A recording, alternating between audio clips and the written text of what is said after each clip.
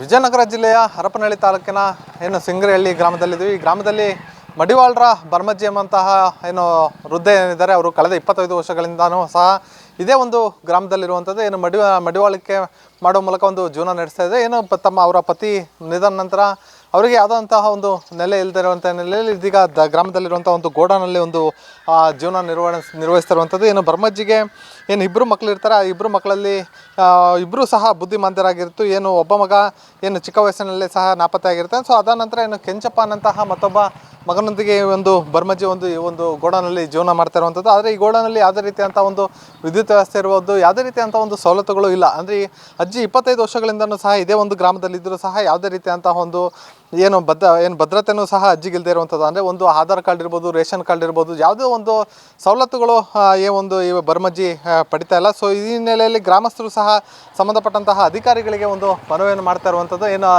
ಏನು ಭರ್ಮಜ್ಜಿ ಇದ್ದಾರೆ, ಆ ಭರ್ಮಜ್ಜಿ ಮತ್ತು ಏನು ಕೆಂಚಪ್ಪ ಅವರಿಬ್ಬರು ಏನು ತಾಯಿ ಮತ್ತು ಮಗ ಇಬ್ಬರಿಗೂ ಒಂದು ಆಧಾರ್ ಕಾರ್ಡ್ ಜೊತೆಗೆ ಏನು ರೇಷನ್ ಕಾರ್ಡ್ ಹಾಗೂ ಒಂದು ಆಶ್ರಯ ಮನೆ ವ್ಯವಸ್ಥೆಯನ್ನು ಇದೇ ಒಂದು ಗ್ರಾಮದಲ್ಲಿ ಮಾಡಿಕೊಡ್ಬೇಕು ಅನ್ನೋಂತಹ ಮನವಿಯನ್ನು ಸಹ ಮಾಡ್ಕೊಳ್ತಾ ಇರುವಂಥದ್ದು. ಅಂದರೆ ಏನು ಒಂದು ಆರಂಭದಿಂದನೂ ಸಹ ಇದೇ ಒಂದು ಗ್ರಾಮದಲ್ಲಿ ಜೀವನ ಕಟ್ಕೊಂಡಿದ್ರು. ಆದರೆ ಇದೀಗ ಯಾವುದೇ ರೀತಿಯಂಥ ಒಂದು ಸೂಕ್ತವಾದಂತಹ ಭದ್ರತೆ ಈಗ ಒಂದು ಕುಟುಂಬಕ್ಕೆ ಇಲ್ಲದೆ ಇರುವಂಥದ್ದು. ಇನ್ನಾದರೂ ಸಂಬಂಧಪಟ್ಟಂತಹ ಅಧಿಕಾರಿಗಳು ಎಚ್ಚೆತ್ತುಕೊಂಡು ಏನು ಭರ್ಮಮ್ಮ ಮತ್ತು ಕೆಂಚಪ್ಪ ಏನು ಕುಟುಂಬಕ್ಕೆ ಸೂಕ್ತವಾದಂತಹ ಸರ್ಕಾರಿ ಸವಲತ್ತುಗಳನ್ನು ನೀಡುವ ಜೊತೆಗೆ ಆ ಕುಟುಂಬಕ್ಕೆ ಆಸರೆ ಆಗಬೇಕಾಗಿರುವಂಥದ್ದು. ಕ್ಯಾಮ್ರಾ ಪರ್ಸನ್ ಮಂಜುನಾಥ್ ಜೊತೆ ಪ್ರವೀಣ್ ಬಾಡ, ಒನ್ ಕನ್ನಡ ನ್ಯೂಸ್, ದಾವಣಗೆರೆ.